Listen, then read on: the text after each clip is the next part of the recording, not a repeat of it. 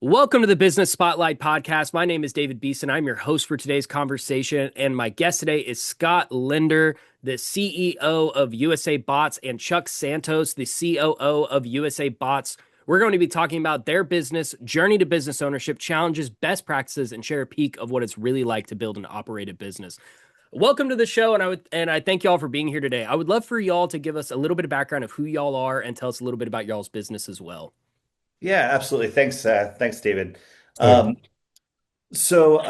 USA Bots, we distribute robots, mainly three sectors of our business right now, starting off. We have service robots, we have cleaning robots, moving and logistics robots, so typically like trolleys. Um, think about manufacturing as well as hotel carts, so luggage carts, that kind of thing. On the service robot side, things like running food to the table from the kitchen, helping servers, and on the cleaning side, think about cleaning floors, cleaning up spills. Some of our robots have artificial intelligence built in. So before a person can even report a spill, our robots are out there cleaning up the spill. If it doesn't get it good enough, it'll go back over because it might be a real sticky spill or something like that. And so it's got a sensor on the front and the back, goes back over.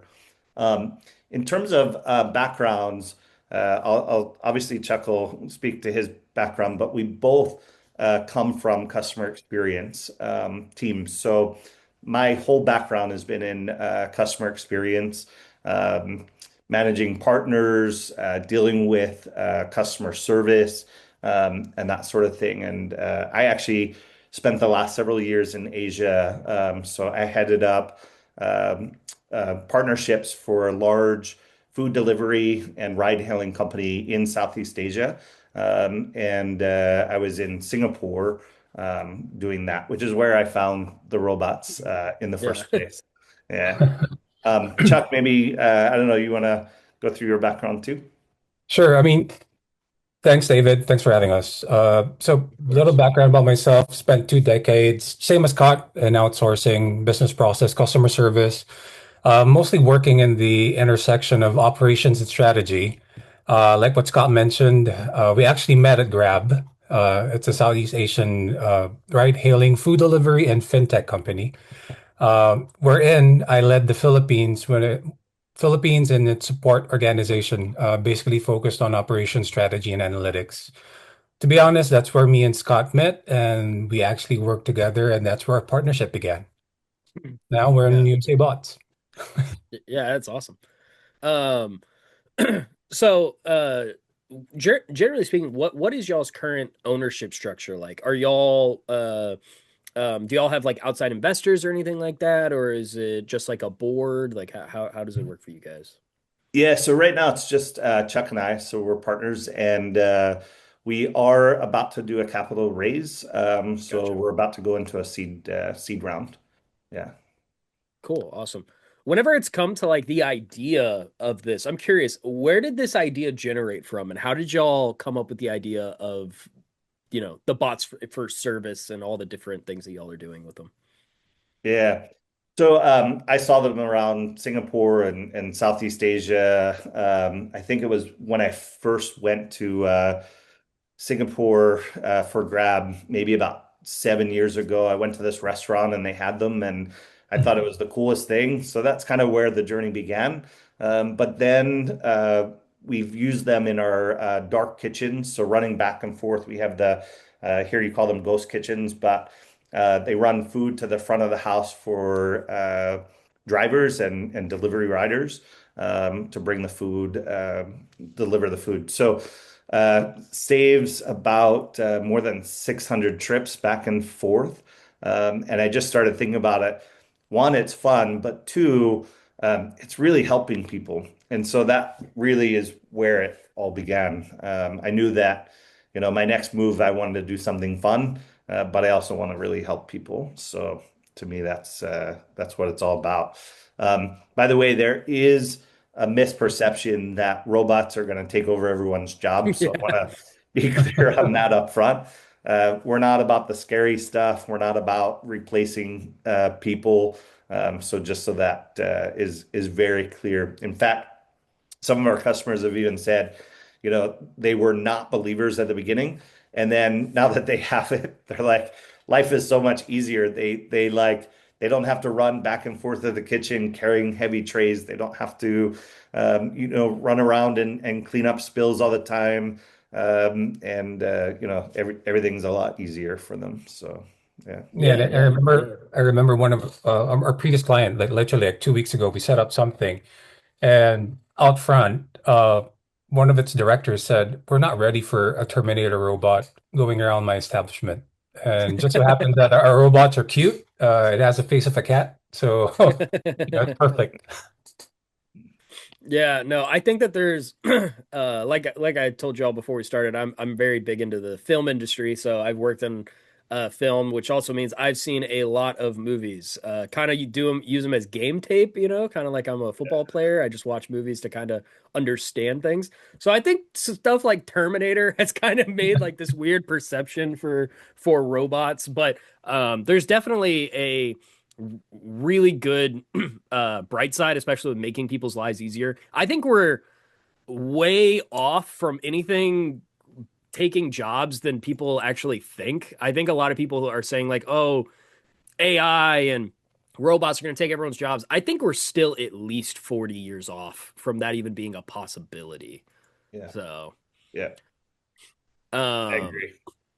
I don't know. I think that it's something new, so people are obviously going to be scared of a lot of that kind of stuff. But I think once they actually use a lot of the tools, like my dad, for instance, my dad owns a marketing company, right? And whenever AI first started, I was like, Dad, you got to use this, you got to use this, and he was so against it. He was so worried that it was going to like destroy everything. And then like I went over to his house and showed him how ChatGPT worked, and now Yeah. he uses it every day just for Yeah, Yeah. business stuff. So yeah. it's like, um, Same with my dad. He's using it all the time. Yeah. yeah. Yeah. So whenever y'all look at y'all's roles in the business, kind of tell me like a little bit about what y'all do on the day to day. Like what's a day in the life of Scott and Chuck? Yeah. So ultimately, I mean, we're a startup, so we do everything.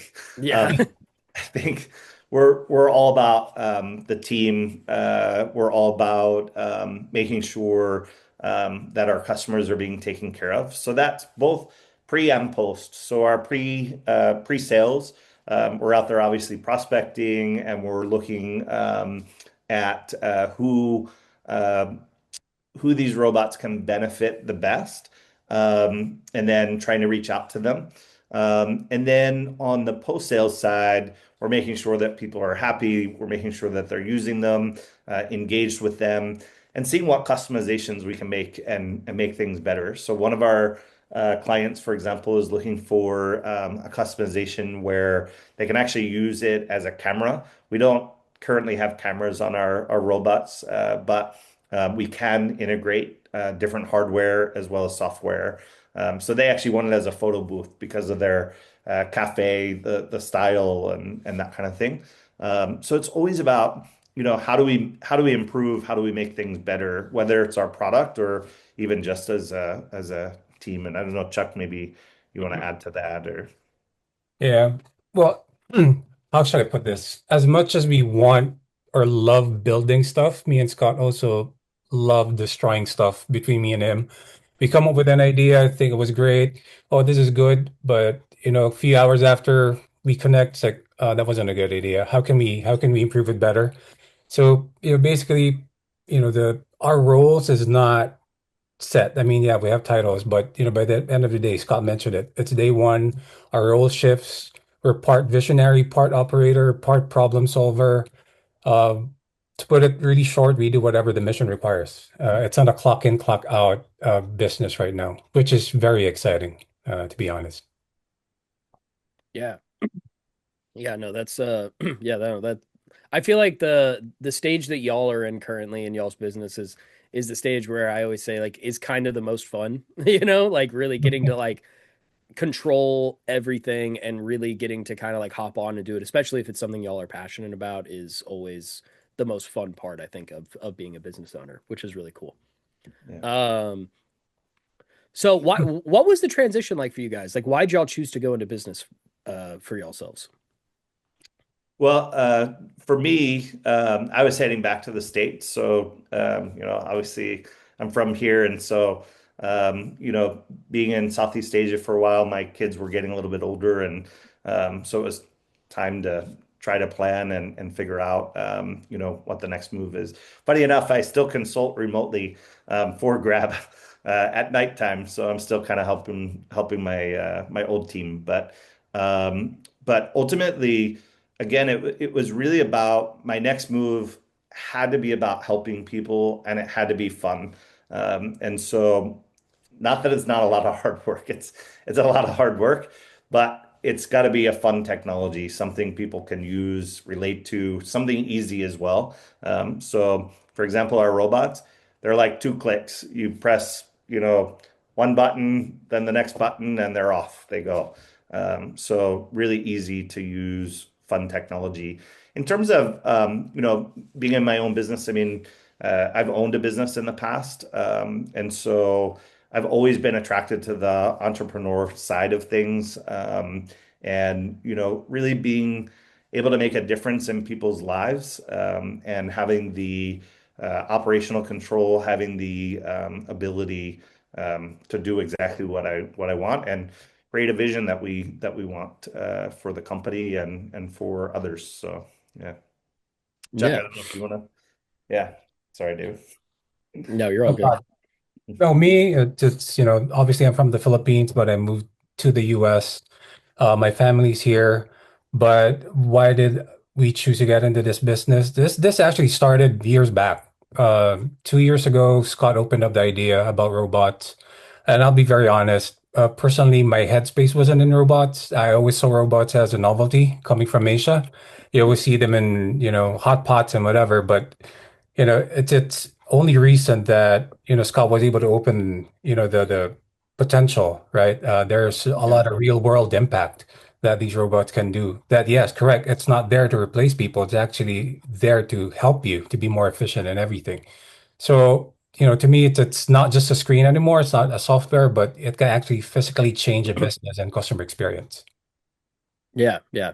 That's awesome. I love that. So as y'all look back on y'all's business journey so far, what has been the biggest hurdle or roadblock y'all had to overcome? So I have a funny story Yeah, that I'll tell you when sure. I first started. Um, so I was trying to get things started from Singapore. I thought I could kind of do this on the side and hire a couple guys and get things going. I quickly realized that I had to be on the ground to see it, do it, feel it, get things um, going completely. So I had set up a small office, but it wasn't actually an office yet. I was looking for an office, but uh, I set up like a mail package center, like just to get an address. And they told me they could take any size packages. So I had my first few robots delivered to this package center. And about an hour after the delivery, I get this phone call of a guy screaming, um, Oh, cursing, wow. um, F-bomb. These things this guy had no idea where do these things come from? What are they? Why are they in my storage space? So it turns out it's the landlord of the package center. So it's a big office building. Um, and he's like, you got an hour to get these things out. Um, so Wow. I'm like, hey, like I'm in Asia. I had these things delivered actually to Georgia because that's where my package center was. My dad was living there and helping and getting involved in the business as well. So I calmed the guy down. I'm like, actually, I think you're the guy that we were trying to reach because we're looking for an office, right? So I've been like calling you several times. He's like, "Oh, okay." So anyway, long story short, I ended up getting an office there, so I could store the robots in the meantime. And yeah, so that was one hurdle. But in terms of you know actual operational hurdles, every day you take every day one at a time and continue to try to improve. There's many things that we just go, oh, that was like Chuck said earlier, it's all about improvement. That was the worst idea I've ever had.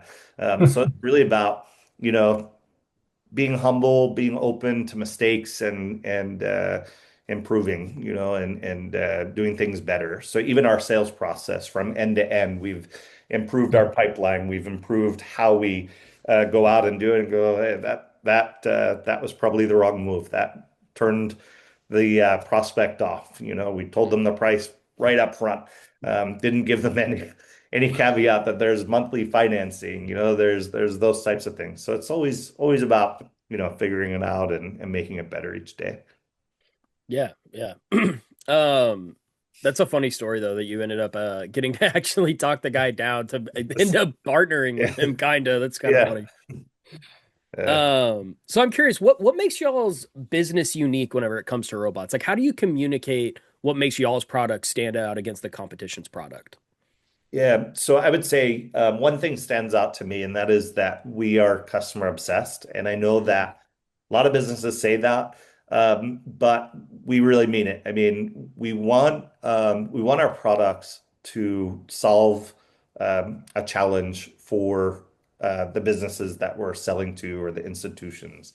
Um, Often it does tend to be we find labor shortages, not that it's replacing jobs but rather that they don't have enough people to do the job. And so it's really about working with the different clients, working with them to understand, do our discovery, understand Yeah. what the challenges are, and really solve for it. Some of our robots are cookie cutter and they can go out, be deployed right away, and some of it is custom builds and improving the software, improving the integration. Sometimes it's integrating with their tools. For example, in a restaurant, a point of sale system. So our background is customer experience, and I think that's really what makes us different is we want them to be very happy.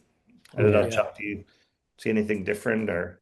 Well, the way I see it, this is gonna sound like a slogan, right? But what we do is we don't just deliver robots, we actually design outcomes. Uh, since we're customer obsessed, we actually act as an extension of the customer's team and really try to understand, right, what the problems are. Uh, you actually work with us not because we're the cheapest, but it's because we are committed to see success in anything that we're doing or building for your business. Hmm. So I guess that's one unique thing about USA Bots. Yeah. Yeah. No, that's cool. Um, so this is a question I always love to ask. Where do y'all see the company in 5 years? Oh, 5 years. That's a good question. Yeah, it's a great question.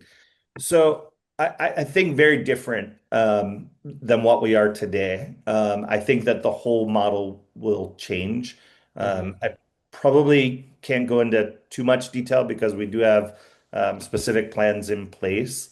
But I would say it's a very different model, and that's probably industry wide. I would say robots will be um, almost everywhere. They'll be, a common part of daily life everywhere, whether it be in the home or at a business or high traffic areas, wherever you'll see robots everywhere. And I think we're going to be leaders in that space. We're gonna help to define what that looks like. So that's where I see us.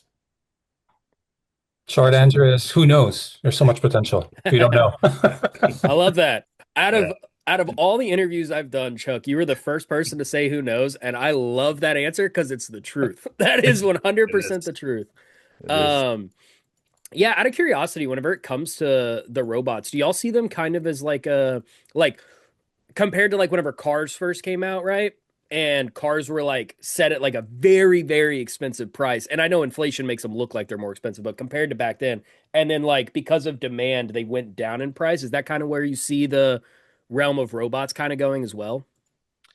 Yeah, I think so. To a very large degree, I think you'll see pricing come down as technology is developed further, but you'll also see all kinds of new features and that sort of thing. So to me, sky's the limit in terms of where robotics are going in general, Yeah. but also in terms of what they can do, and definitely they will become cheaper for sure. Yeah, yeah. Kind of like something you just said kind of reminds me of like what Steve Jobs said about the iPhone is like the idea that in the first iteration of the iPhone isn't going to be used in 15 years because it's going to keep evolving. And that's how it is now. No one walks around with an iPhone 3. You see someone walk around with an iPhone 3, you're like, what the heck are you holding, you know? Right. Right. So Right. similar kind of to the idea of the robots probably is like there'll be new models released, everything like that. You see someone with an older model, it's like, oh, you should probably upgrade. Here's the options to upgrade, you know. Yeah. Yeah. Yeah, for sure. And the other thing is the software is upgradable. I mean, all of our robots get push software updates if they want them, if the customers want them. So always new features being added. And to your point, the hardware changes, the look and feel of them get better and better. So for sure. Yeah. This is a question I always love to ask as well. What is one thing you wish more people knew about your business? I think this one specifically, there's a couple things that are pretty interesting. Yeah, I mean, I think if I were to sum it up, I would say they're not scary. Yeah. I think that's probably number Agree. one. In so many fronts. I mean, not the Terminator side, as well as not replacing people, right? It's they're there to help. So that's probably maybe two things. But yeah, Chuck, I don't Yeah. know. You see anything else? No, no, we're totally aligned. I mean, the robots are here not to replace, but to help people, right? I would say it's augmentation, not replacement. Yeah. Um, so kind of transitioning a little bit into marketing. I also have a marketing background. I worked in as a marketing manager for about 5 years. So I'm always curious what successful businesses are doing with their marketing. So what kind of different strategies do y'all currently have in place for marketing these products? So to be honest, most of our marketing has been through word of mouth, networking, and referrals. Um, Referral. so, yeah, referrals are probably the biggest at the moment. We're starting to ramp up our SEO, and so you'll start to see some advertising come out as well as GEO. So specifically things like ChatGPT, Grok, all those types of things where we're getting better placed so that we're recognized on those platforms as well. Yeah. Uh, yeah. Um, I think y'all, I don't say this a whole lot to people. I think y'all are in like the perfect market for being able to just do a lot of like organic video marketing. I Yeah. think just with the topic that y'all are like kind of talking on and the product y'all have in today's landscape, it might not all be great feedback that comes back, but feedback is feedback. And I think definitely Absolutely. getting into video for you guys is like the perfect market to try and tap into is social media. Yeah. No, I think that's a really good point, and I'm sure hopefully we'll be able to talk more after. But videos and one other thing that I would mention is demos. So we do go out Yeah. and demo our product, and one of the things that we find is when it's sort of like the iPhone that you mentioned earlier. When you Mhm. unbox it, it's like really cool. When you unbox the robot because it comes in the box and you see it standing in front of you, I have one here behind me, but we have others that are even taller. It's almost eye level, and you're just like, wow, that thing is really cool. You kind of have to see it to understand it. But yeah, Yeah. Yeah. No, that's awesome. yeah. Um, so do y'all have a CRM kind of in place right now to kind of track y'all's leads? And if so, which one are y'all using? Yeah, so we're actually upgrading our CRM. So we're Nice. about to convert over to HubSpot. Oh, I love HubSpot. Yeah, we think it's the best one out there. Yeah. Not to be a commercial for HubSpot, but but I do think they're really good. They have a lot of good functionality and plugins and that kind of thing. Yeah, one of my favorite parts about HubSpot as well is a lot of CRMs are very CPU intensive on computers, and I feel like HubSpot does a great job of not making my PC sound like a jet engine. So I Yeah. love it for that. Yeah, definitely. Um, so kind of moving from marketing to sales, what does y'all sales process look like? Like if I was to refer someone over to you guys, what would that process kind of look like? Yes. So in general, we try to be as flexible as we can. Some people are really busy. Some people have time to sit through a discovery call and that sort of thing. We always try and do a discovery call. But I will tell you, the customer that Chuck was mentioning a couple of weeks ago, everything was done through text message. Oh Um, wow. Which we actually surprised me. That yeah, surprised me. Yeah. yeah. And you know, again, we try to be as flexible as we possibly can, but a typical sales process is referral comes in, we have an account executive reach out to try to get a feel for what their needs are, what they're looking for. We try to set up a discovery call, typically a Zoom conference. We take them through who USA Bots is, what our backgrounds are, and then uh, we get right into the needs of their business in terms of what they're trying to solve for, why they need a robot or looking for a robot, or and then we share whether or not we have anything that fits. We're not for everybody, so we try to help, but there's certain things we are not in. For example, if someone said they want a humanoid robot. We're not there just yet, although they're coming. I still think they're scary, going back to the Terminator Yeah, conversation. But definitely. um, even the little dogs, that are also scary in my view. We do have one, by the way, One. but we're not really targeting or pushing that. We have the availability for it. So anyway, it's the discovery process. Sorry, I digress. Uh, we do the discovery process, and then we either set up a demo or we set up a proof of concept, or we go straight into let's get you an estimate and solve for what your needs are.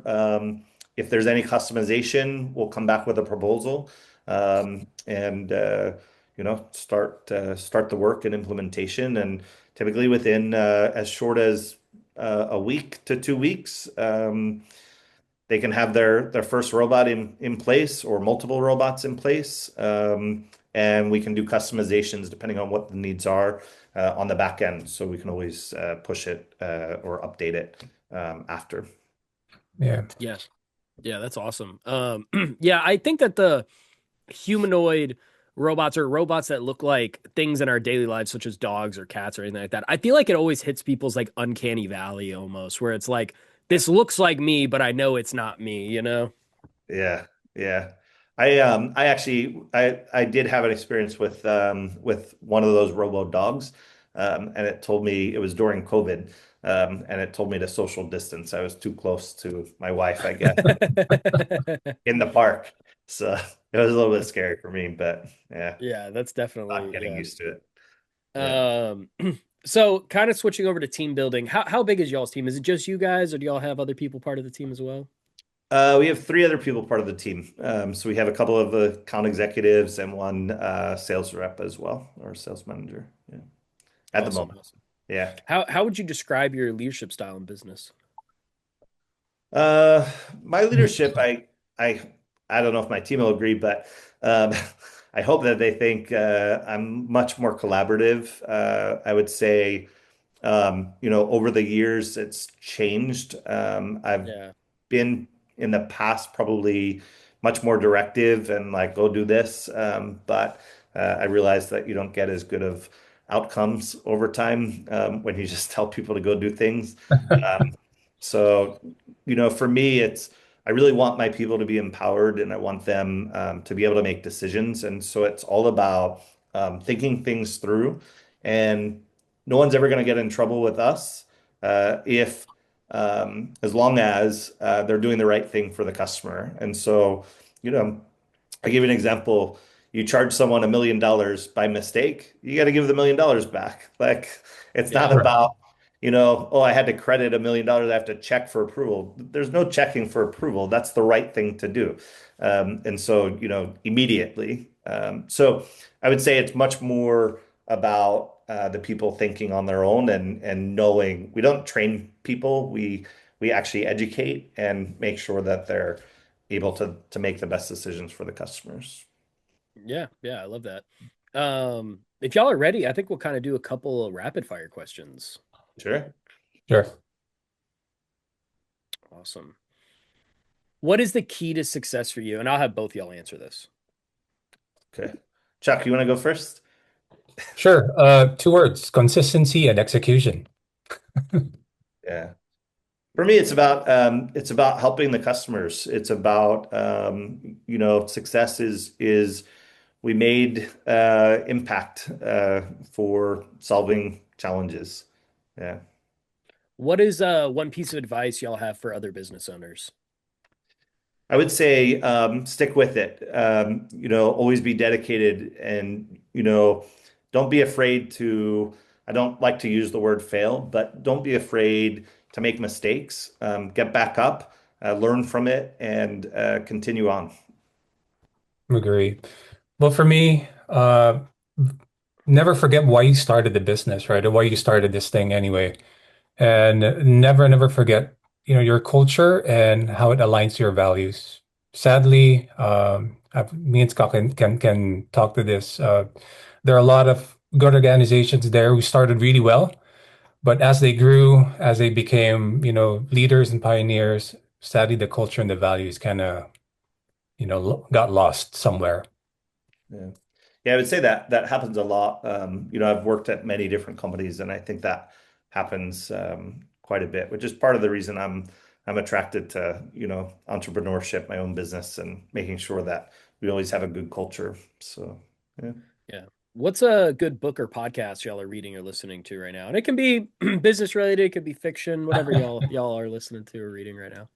I mean, to start this, Scott? You want me to start? Sure. Yeah. Um, yeah, so for me, I know this is gonna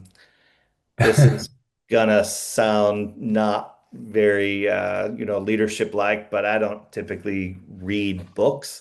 Yeah. Um, I know I'll probably get a lot of heat for that answer, but I do read trade magazines. I do keep up with trends and that kind of thing.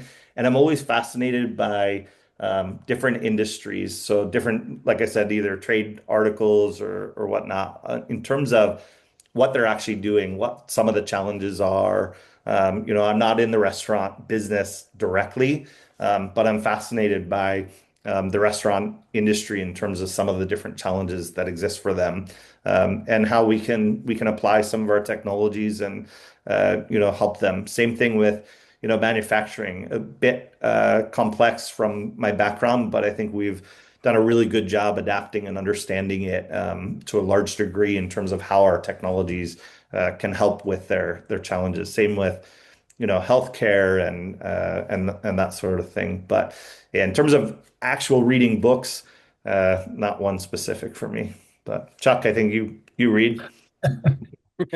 I do, but the most recent one, it's kind of old and not a business book. I'm pretty sure you know it. It's Subtle Art of Not Giving a Bleep. Yeah. Um, so even my wife asked me why you're reading it. I mean, for me, it's they say it's controversial, but it advocates for choosing your struggles, right? For self-care. It gives you a very different perspective about not being positive all the time. Because sometimes us being, choosing the positiveness actually turns out being negative. Yeah. That's why I say it's controversial because a lot of people don't agree with it. But in how our world is built right now, there's so much things that we want to chase, but when we fail, it's more of how do we handle that, right? Yeah. So yeah, that's the most recent book I've read. Nice, nice. Yeah. I actually don't read a ton of business books anymore. I did a lot in like my early 20s, but now I've kind of found that like I like to just listen to podcasts or learn from my mentors more than reading books a lot of the time.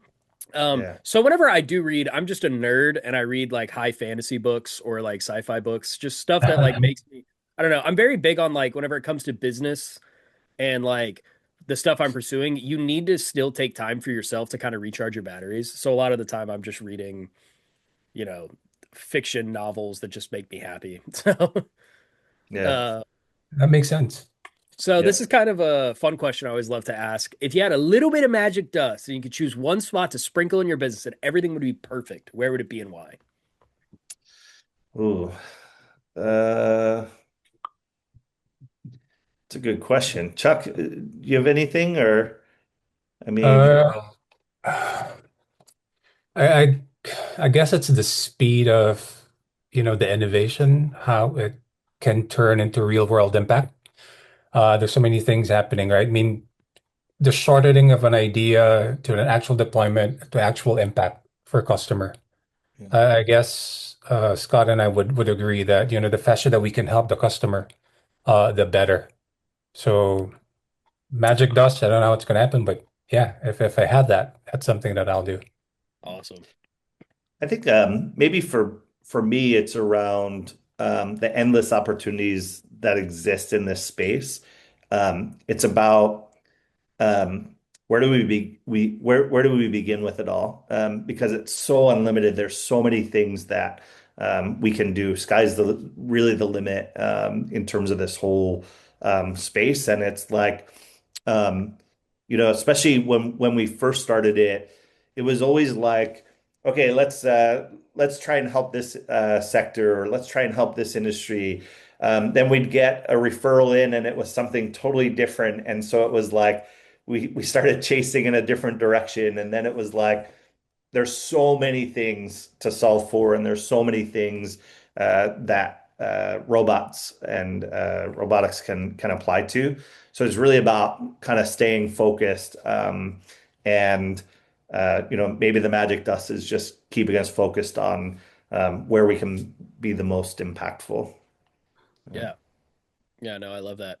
Well, before we get to the final question of the day, do y'all want to share with the audience how they can follow you guys, learn more, contact y'all? Yeah, absolutely. So usabots.com is our website. We have a LinkedIn page. We have a LinkedIn company page. I think it's USA Bots One. LinkedIn USA Bots. Yeah, sorry, LinkedIn USA Bots One. And then we have TikTok. We have Facebook and Instagram is Instagram. our socials. Yeah, but they're all links on our website as well to get to our social pages. Awesome, awesome. Or Well, you can just call us at 888-650-1222. Yeah, standing awesome. by. Well, we've come to the final question of the day, and that is what's most inspiring to you today? Again, I'll have both y'all answer this one.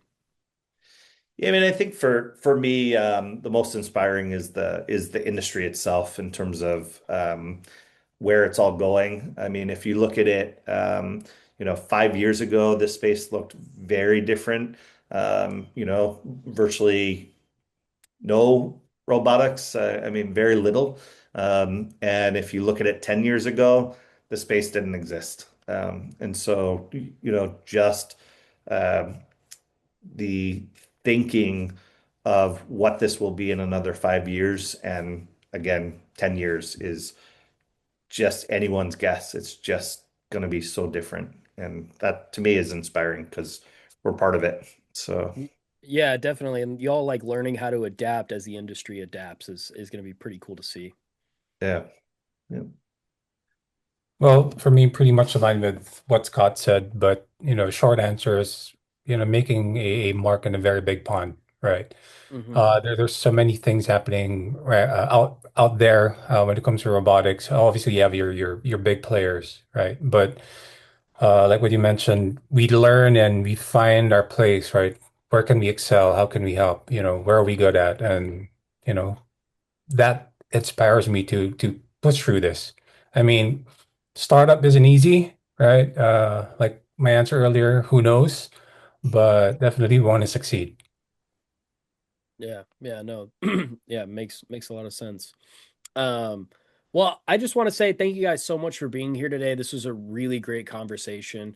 And I also just want to say thank you guys for sharing. I just encourage all of you watching to save this show and come back and watch it again because Chuck and Scott really did have some great insights for business. Also, don't forget to like and subscribe to our channel so we get notifications every time a new conversation drops, just like this one.